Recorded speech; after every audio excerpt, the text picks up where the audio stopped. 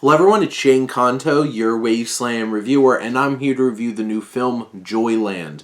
And this is written and directed by Saeem Sadiq, and this is the Pakistani entry for Best International Film for the Oscars this year. And this film focuses on the youngest son of a traditional Pakistani family, and up to this point he had been taking care of the house while his wife worked. And Ali Juno plays Hadir, our main character, and Rasti Farouk plays Mumtaz, his wife. And when she's forced to quit her job and stay at home and be a traditional wife, he needs to go get a job and gets an unconventional one, being an erotic dancer at a burlesque show as the backup dancer to a trans woman who performs named Biba, played by Alina Khan. And the unfortunate web that winds up forming around this whole entire situation as Hadir winds up falling in love with Biba, and Mumtaz winds up feeling isolated and alienated. And this film is extremely impactful in the way that it challenges issues when it comes to sexuality, to gender, to basic gender roles in society and traditional outlooks on things.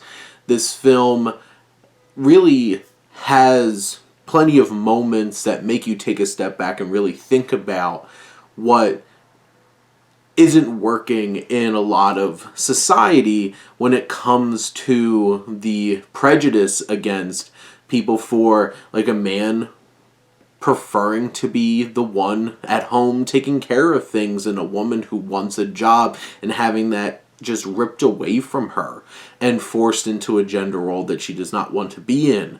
And the dynamic between Hadir and Biba is complicated in the way that Hadir views Biba, and there is definitely a connection there. And the way that Sadiq films this and directs this film is very tense.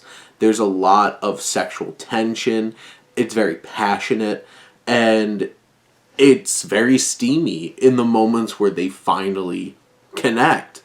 But it's also challenging in the way that Hadir might not see Biba as exactly how she wants to be seen, and what that says about him as well causes some fiery moments. And honestly, our three performers here, and then you just have Mumtaz being stuck in the wind, and something occurs that makes her feel trapped, and where this film goes very tragic, and a lot of it is so society driven and circumstantial that puts all three of these characters, who are very engaging and complex and well written and complicated, at the forefront and challenging them in a world that will not allow them to be who they want to be.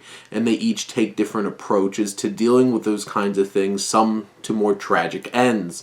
And you have these three performers. You have Juneho, who is very vulnerable, and what you would consider, like, what gender roles would be put on is very feminine. And because he's vulnerable, he's very emotional, and he plays that. He's submissive in his dynamics with the women in his life. And you have Farouk, who's a very powerful and engaging character, and that makes it so much more tragic that she's basically just forgotten by her husband in so many ways and forced into this life.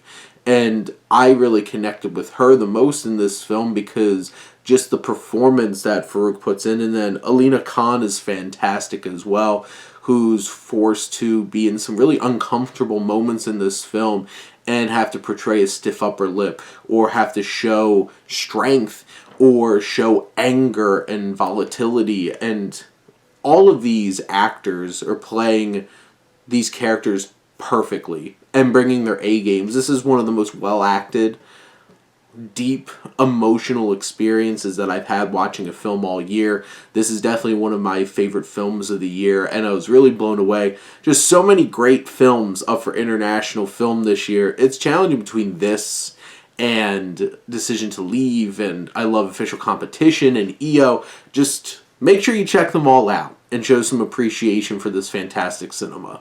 But those are my thoughts on Joyland. Let me know what you think, and let's talk some movies. But thank you as always for tuning in and supporting your Wasteland reviewer.